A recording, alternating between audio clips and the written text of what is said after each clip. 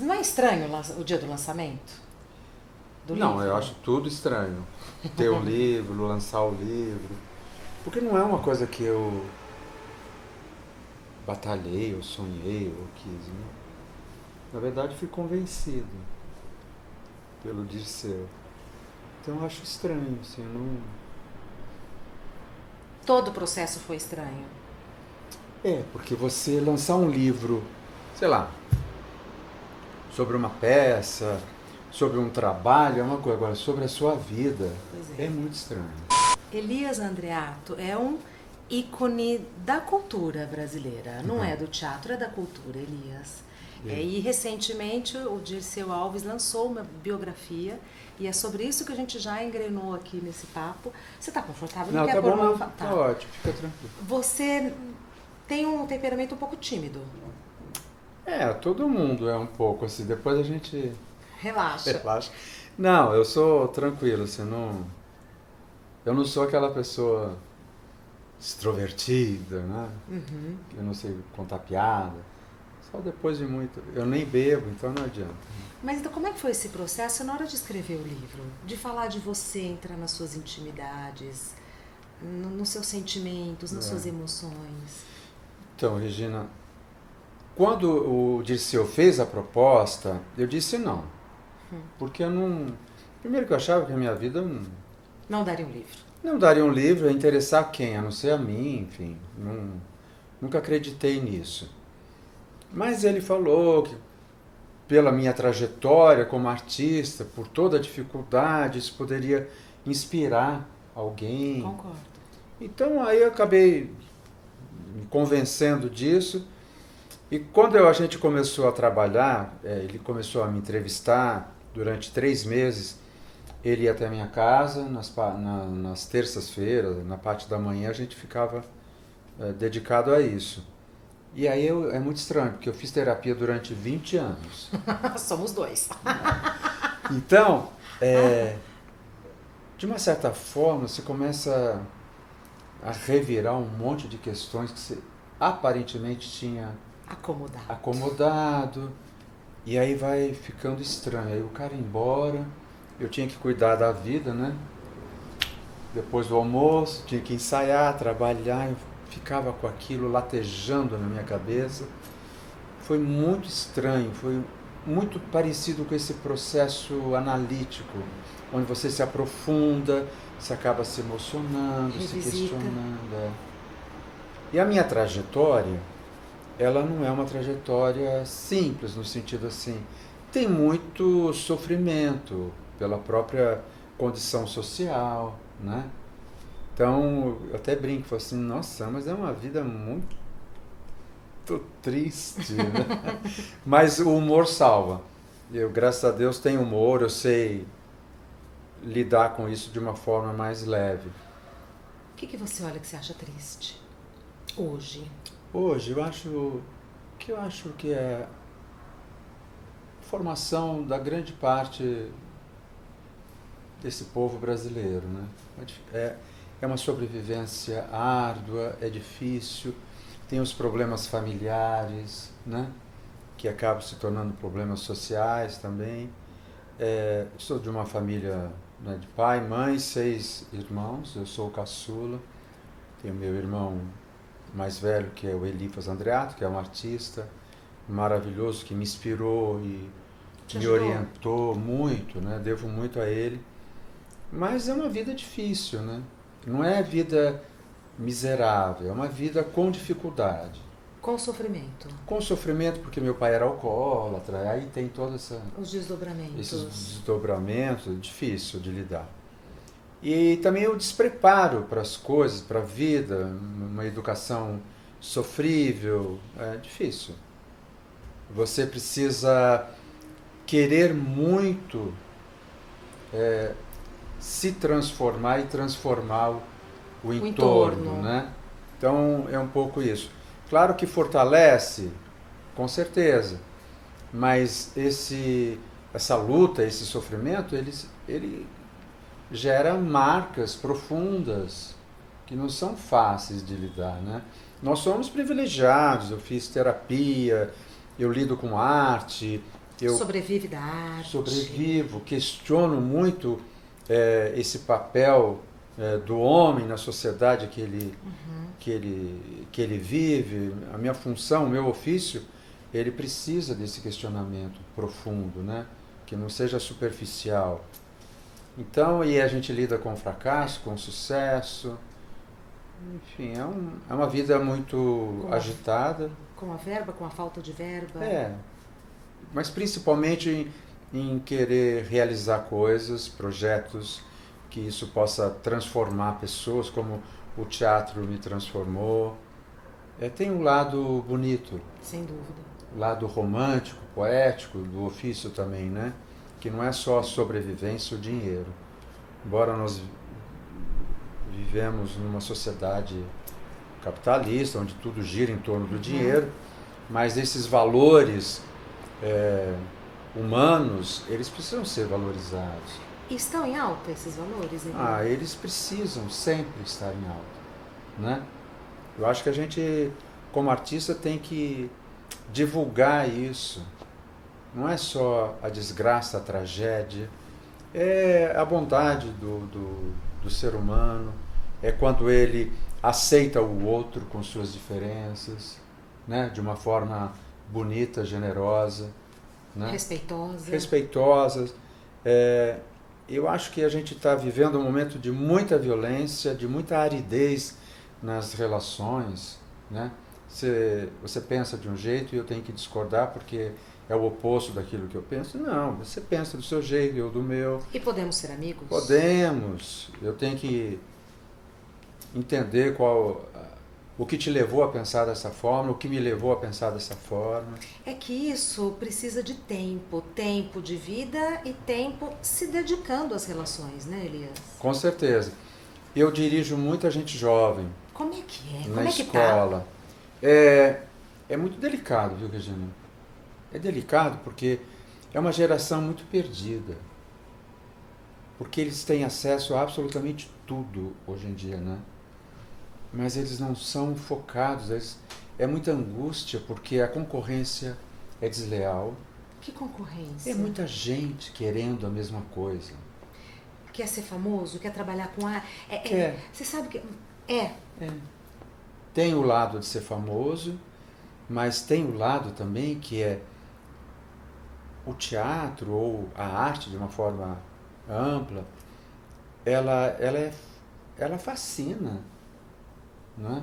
Depois que você tem contato com isso, você descobre que o mundo psicológico da normalidade às vezes é muito chato, não é? Então você fala, por quê? Precisa um pouco de loucura também, não é? Não é só no enfrentamento, é também no prazer, né? Da descoberta, de encontrar o seu semelhante, né? Trocar as ideias, perceber que a sua angústia é próxima daquele outro que está ali na mesma sala. E que a angústia nos une? Totalmente. É muito bonito de ver essa meninada assim, porque eles acabam encontrando na arte um espaço onde eles podem ser totalmente verdadeiros, né? Que não é virtual, é ali frente a frente, não precisa mentir. E o teatro, ele não pede nunca o para fora, é de dentro para fora, né? Então você tem que se estudar, você tem que se conhecer, você tem que conhecer o outro, é um exercício.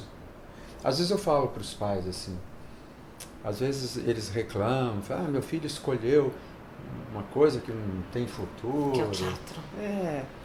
Eu falo assim, mas pensa, se um garoto aos 20 anos, ele já definiu que é isso que ele quer para fazer na vida, o senhor não acha que isso é uma coisa bonita? Porque ele poderia estar se drogando, não é? Sim. Poderia estar perdido, Sim. Poderia estar angustiado, trancado num quarto, né? Não, ele está sonhando, ele quer ser alguma coisa. Eu acho isso maravilhoso. E os pais se convencem de que quando o filho se apaixona pelo teatro, está num bom caminho? Eu acho que o pai, ele aceita. Né? Sempre Até hoje. aceita, né? É difícil você achar um pai ou uma mãe que fala assim, não, meu filho, tá certo. Vai atrás do que é seu, se der certo, Deus, se não der, estamos aqui, né? Então, pelo que você está falando, você é muito otimista com essa nova geração? Essa geração nem estuda, nem trabalha. Eu tento cumprir o meu papel, assim. Eu não sou pai, mas cuidei das minhas sobrinhas, enfim, me relaciono bem. Mas eu tento ser carinhoso. Eu nunca tive esse afeto quando era jovem. Não teve? Não, por parte de pai nem de mãe. Não porque eles... É que eles não sabiam lidar com isso. É a dureza da vida. É a dureza da vida. Mas meu irmão, que é meu irmão mais velho, Elifas, ele sempre foi muito carinhoso comigo. Ele sempre me ajudou. E quem vive de arte, acho que em qualquer parte do mundo, sempre depende da bondade de estranhos e dos amigos, né? Então, meu irmão sempre foi muito carinhoso, assim, sempre me apoiou. Você é realizado na sua profissão? Eu acho que em alguns aspectos sim. Porque a gente lida muito com o sucesso, o fracasso, é tudo muito relativo. O que é sucesso para você, o que é para mim. O que faz com que você se sinta bem-sucedido. Por isso que eu acho que é diferente ser bem-sucedido e ser realizado. Exatamente. Não, Elias? Às vezes as pessoas te veem na televisão, que é uma coisa glamurosa, com uma luz, você já é linda, na televisão fica mais linda ainda. Você imagina o que desperta isso nas pessoas. O que fantasiam. É por isso que este mundo virtual é fascinante. Né? Te fascina o mundo virtual? Um pouco. Eu lido mais ou menos, eu sou um lento, mas eu tenho me esforçado. Mas é fascinante tudo isso. Então, eu acho que eu sou realizado em algum aspecto, sim, porque eu faço o que eu gosto, sim. Já é um privilégio, né? Chegar até aqui sem nada, porque eu não tenho nome de televisão, eu não sou uma pessoa que está na mídia, eu estou fazendo meu teatro há muitos anos, com prazer, procurei não deixar absolutamente nenhum rancor permanecer em mim, pelo contrário, buscando leveza, buscando simplicidade e principalmente respeitando o talento do outro, porque tem muita gente talentosa. Eu não sou melhor nem pior que ninguém, mas o talento do outro me comove, o que eu puder fazer pelo outro eu faço. Isso não estou sendo cabotino, não é da boca para fora. A minha vida é pautada nisso, porque eu sei o quanto foi difícil para mim poder estar no palco. E algumas pessoas não me ajudaram muito, outras sim. Então, procurei me livrar dessas dificuldades e o teatro foi tão generoso comigo que eu tenho por obrigação perpetuar isso. O que eu puder fazer para o outro, eu vou fazer. De um jeito simples, sem precisar grifar ou precisar jogar na cara o que eu estou fazendo. Né? Fazendo, vamos ajudando, porque ninguém ocupa o espaço de ninguém. Você tem certeza disso? Tenho. Absoluta. Com a experiência isso se confirmou. Confirmou. Porque a gente sempre escuta, né? Porque assim, as pessoas diziam sempre assim para eu tentar outra coisa.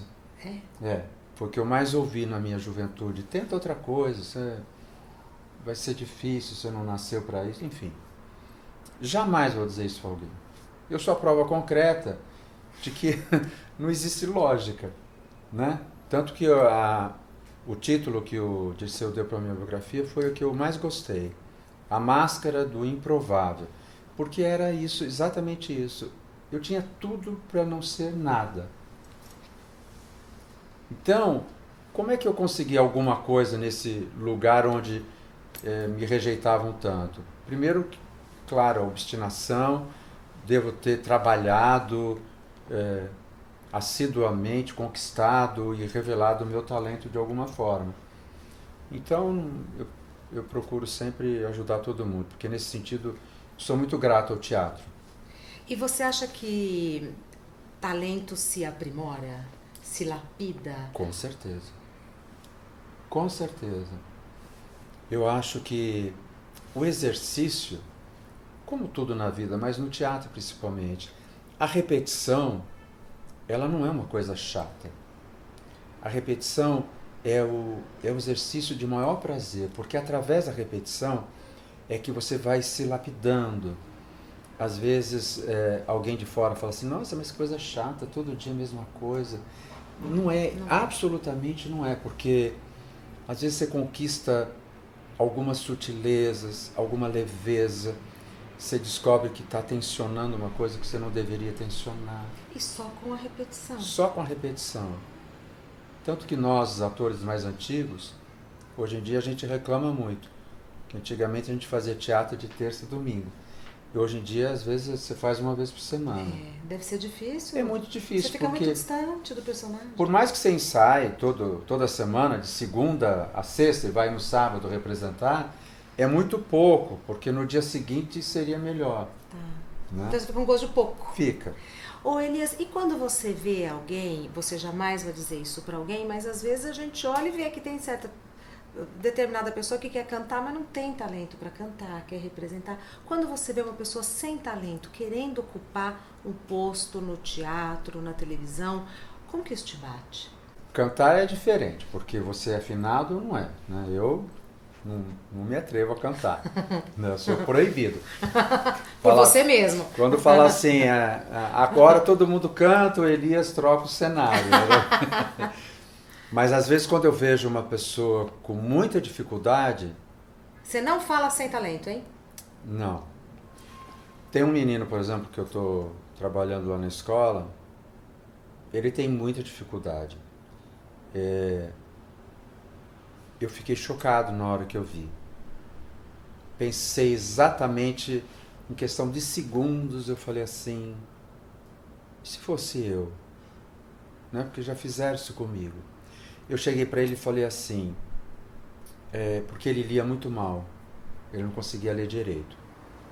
Eu falei, olha, acho que o teatro, ele precisa da sua obstinação. Você precisa saber ler, entender o que você está dizendo. Então eu vou precisar que você se esforce muito. Mas vamos tentando. E a gente tem que ser o mais honesto possível nesse jogo. Um com o outro. Um com o outro.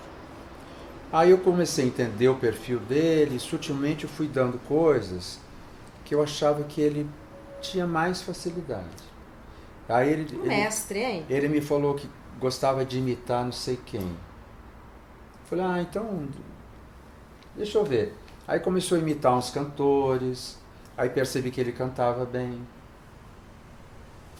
Aí falei, então vou dar uma música para você cantar. Que não é uma música que tem a ver com o seu universo. Porque tinha que ser um desafio. Peguei uma balada do Brecht, que é um autor alemão, né, mais sofisticado. Enfim, aí eu pensei assim, tá vendo? Se tivessem feito isso comigo... Talvez o caminho. Talvez seria mais fácil. Não estou dizendo que eu sou maravilhoso, que eu vou resolver o problema dele. Mas eu não tirei ele. Eu não falei assim, não, esse moleque não dá, gente, pelo amor de Deus. Na televisão, eu já fiz televisão, não fiz muito. Você tem mais facilidades para lidar, contornar isso. Não é só pela repetição, você grava uma parte, dá um kill. Kill você interrompe e pega o outro pedacinho, junta. Não é por isso. Às vezes você fala assim, eu acho essa pessoa estranha. Aí alguém do meu lado falou assim, eu amo esse ator. Aí eu tenho que ficar quieto, né?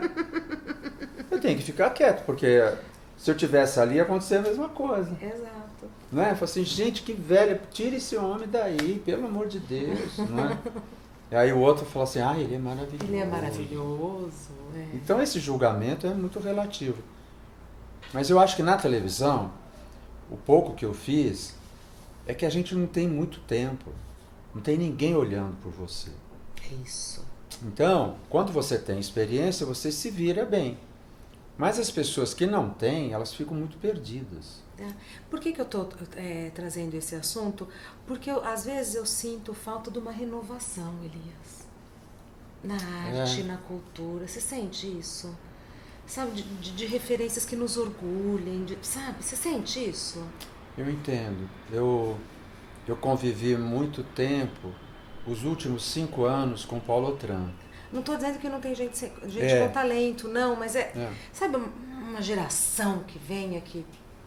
Você que na verdade. Você dirigiu o Paulo Otran, dirigi né? o Paulo. No Sr. Green? Dirigi 2 vezes. E a gente conversava muito. O Paulo fazia muito teatro. O Paulo tinha uma certa implicância com a televisão. Mas essa questão do talento, dessa renovação, eu acho que tem a ver também com o momento que a gente vive. Como o país, né? Com o país. As pessoas são muito desunidas. O que eu falo para os meus alunos é assim: você não precisa gostar de tudo, mas você tem que assistir o trabalho do outro, que é do outro, não é seu, não é como você faria. Porque as pessoas são tão pretensiosas, assim, eu não faria assim, tá errado. Não, assiste o do outro. Que é do outro. Que é do outro. Você pode gostar ou não gostar. Você tem todo o direito. Você fala assim, não gostei, não é o tipo de teatro que eu quero fazer ou que eu gosto de ver. Mas respeito o trabalho, porque aquela pessoa se dedicou, se empenhou. É difícil, se empenhou. Então, eu acho cada vez mais, eu acho isso muito chato.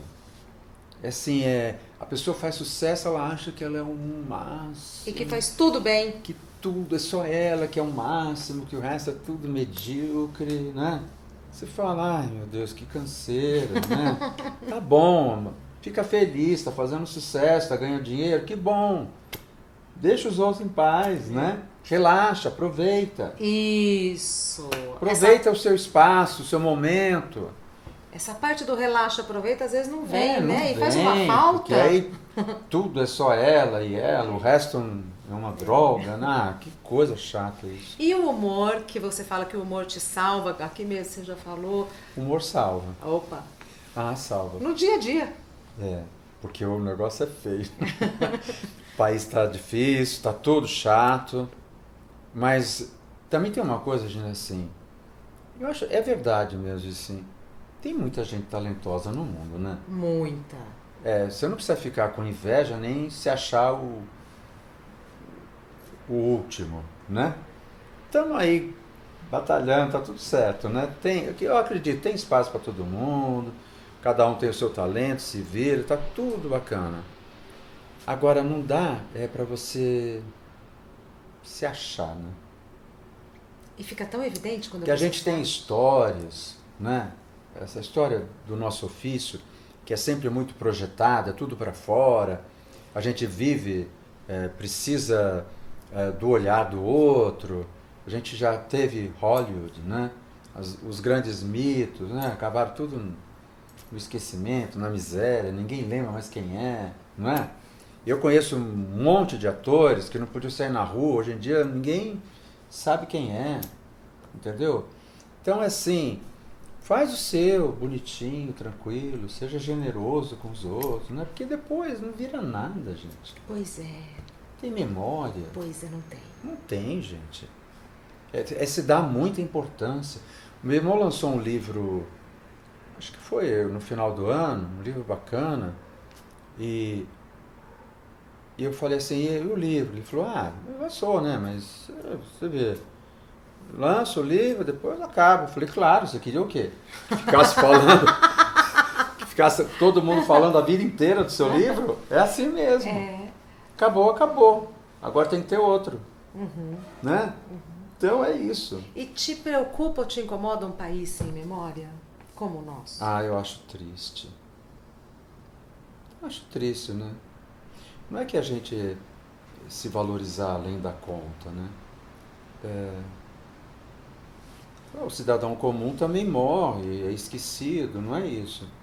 Mas a cultura, ela é a alma do país, né?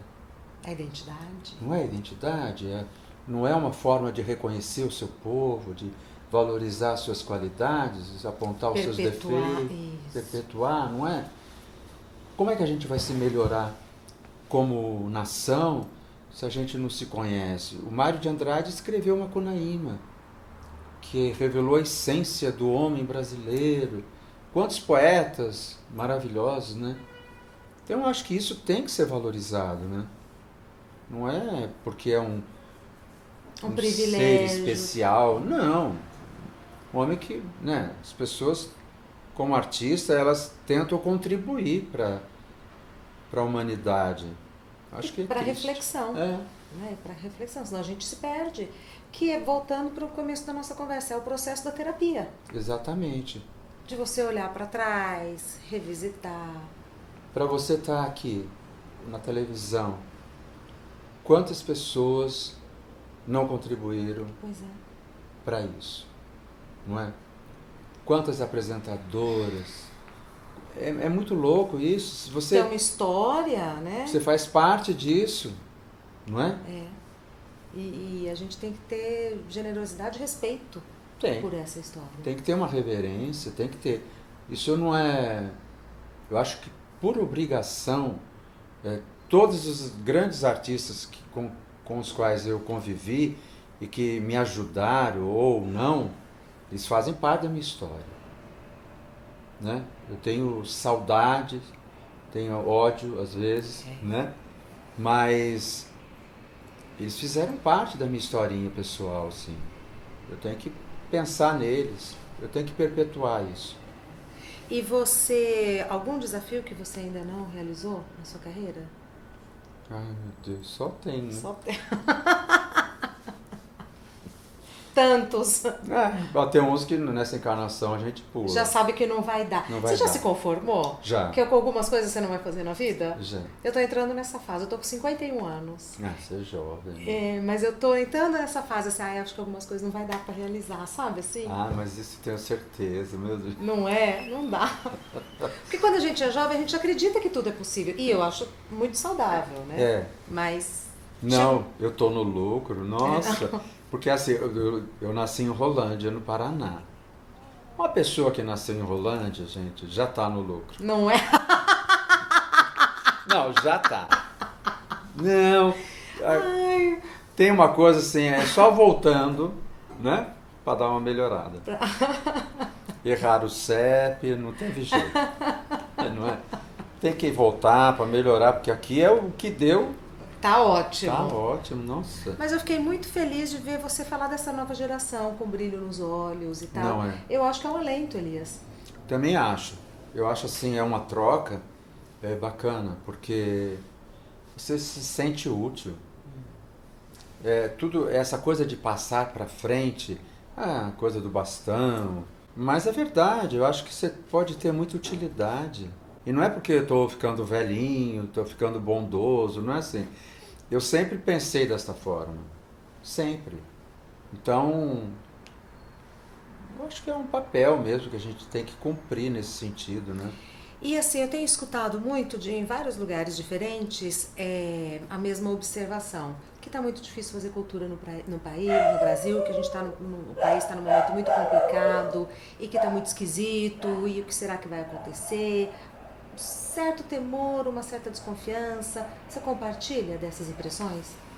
Tem. Eu sinto os meus amigos melancólicos, tristes, porque a gente vive da aceitação do espectador, né?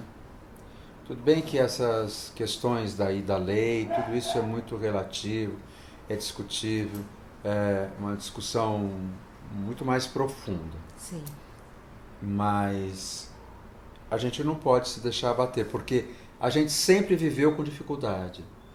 Quando se estabeleceu a Lei Rouanet, onde as pessoas começaram a criar seus projetos e através da lei você tentar chegar num público maior, que tinha o respaldo da grana, assim. Aí você vai ver lá na lista das pessoas que mais utilizaram essa lei, os recursos permitidos pela lei, né? Pela lei, não são meus amigos, né? Não são meus companheirinhos aí que estão batalhando, gente de teatro, fazendo o seu teatro com fé, acreditando que está fazendo o seu papel. Então é muito relativo, né? Mas eu acho que a gente é muito forte nessa questão, assim. Eu acho que a arte transcende isso. Essa questão do sacerdócio, que a gente sempre fala, é um ofício, é uma profissão, você tem que sobreviver, tem tudo isso. Mas o acreditar, essa coisa do sonhador, do artista, ele também é forte, a gente vai continuar fazendo. Eu sempre digo assim... Isso não foi abalado? Não, eu faço, nem que for em casa. Eu já fiz isso, fiz vários solos na casa da pessoa. Enfim, eu invento. Uhum. Tem uma história maravilhosa. Eu comecei a fazer teatro por causa da Maria Bethânia, que eu assisti um show da Maria Bethânia. E, enfim, aí minha vida, uma saga. Eu tinha 17 anos, tá.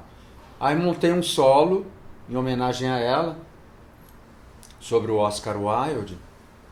E eu dava aula na Cristina Mutarelli, na escola dela. E aí tinham 2 salas em cima e eu fiz um teatrinho de 15 lugares. E montei o Oscar Wilde no cárcere, o De Profundis.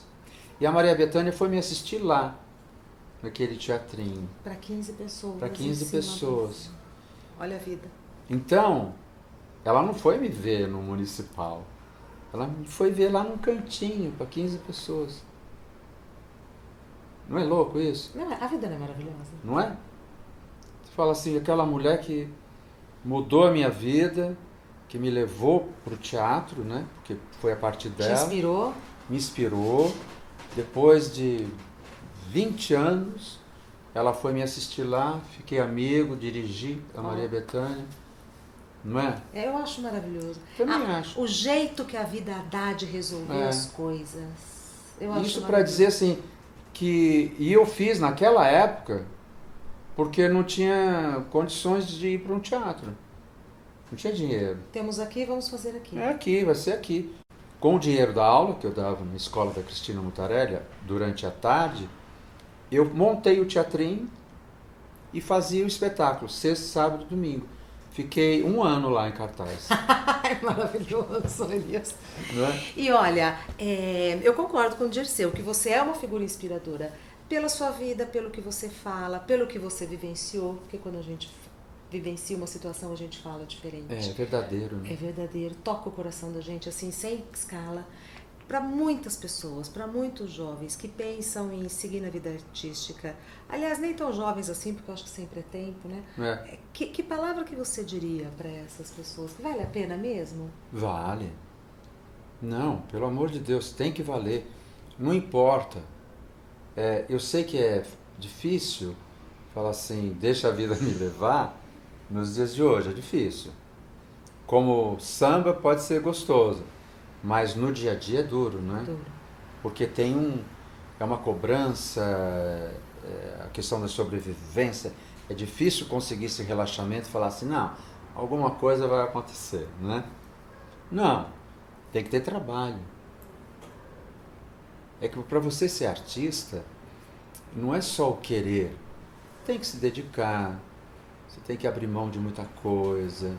É difícil, não... Tem que ter amigos. Tem que ter amigos, você precisa ser amigo, você precisa ser cuidadoso, você precisa pensar nesse mergulho profundo, você tem que saber o que você quer fazer.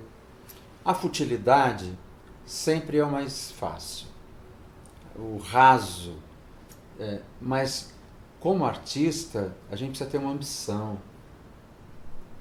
Às vezes as escolhas não são as mais fáceis e as melhores, mas você tem que deitar a cabeça lá no travesseiro e falar, era isso que eu queria, e tá tudo bem, né? Agora não adianta reclamar. Né? Quando você diz ambição, é a ambição. O que é ambição? Ambição é o sonho de você querer ser grande naquilo que você sonhou. Tá. E não é só ficar preocupado com o fora, o sucesso, a fama, o dinheiro, dos likes, dos números. Porque hoje é tudo. Eu estou fazendo um solo que fala exatamente isso. As pessoas abdicaram da sua privacidade. Elas querem destaque, reconhecimento. Nada nem ninguém é mais importante do que nós próprios. Nosso tempo é desequilibrado para fora. Loucura verdadeira é o olhar materialista. Não é só isso, gente. Não é. Isso não preenche. Não preenche. Para um artista, então, é difícil, gente. Às vezes você pode falar assim para mim, o que você prefere? Ter uma cobertura, um carro importado ou montar uma peça? Falou que quero montar uma peça. Claro. Não é? Isso que vai fazer seu olho brilhar. Com certeza. Não tem jeito. Não tenho nada contra a cobertura. Quem tem, parabéns, maravilhoso. Né? Se eu conseguisse montar a peça, ainda ter a cobertura, tudo bem. Mas eu vou preferir a peça. Né? Isso pode ser até uma ingenuidade, mas é verdadeiro. Eu não vou abrir mão da peça. Não vou. Nem vai abrir mão da arte, né? Não, porque é tudo efêmero, né? Então, pelo menos vou ter prazer. Exatamente. Não é? O livro não temos, né? Ai, não tem, olha. Mas não tem importância, a gente coloca no insert. É a mágica da televisão. A pessoa, posso perder o livro. Alguma coisa que você queira falar que eu não te perguntei, Elias? Não, você sabe que o que você faz aqui é maravilhoso. Por quê? Porque é o que você construiu, sonhou, pensou, que é um projeto que te mobilizou, que eu estou olhando para isso aqui, eu assim, é igual o meu teatrinho. Exatamente. É igual. Exatamente. Aqui é o meu teatrinho. Não é? É. Sabe que isso é emocionante? E me alimenta de uma maneira assim que eu não sei explicar. É uma energia. Por isso que você estava falando, eu falei, a vida é muito maravilhosa, né? É isso. Sabe que às vezes não precisa muito, né? Não precisa. E tá todo mundo aqui nesse teatrinho nosso. Todo mundo bem-vindo. Vem pro nosso teatrinho, que é legal a beça, né? Muito bacana. Muito emocionante e muito útil, né? Porque é a troca. Não é? Se você está aqui, você precisa trocar e você sabe que tem gente lá que está precisando estar aqui, né? É bacana. Emocionou mesmo. Muito obrigada. Muito obrigada. Ai, que bom que você entendeu tudo. Que bom. Entendeu tudo. Não é? Então é isso. Inscreva-se no canal, mande seus comentários e seja sempre bem-vindo no nosso teatrinho aqui.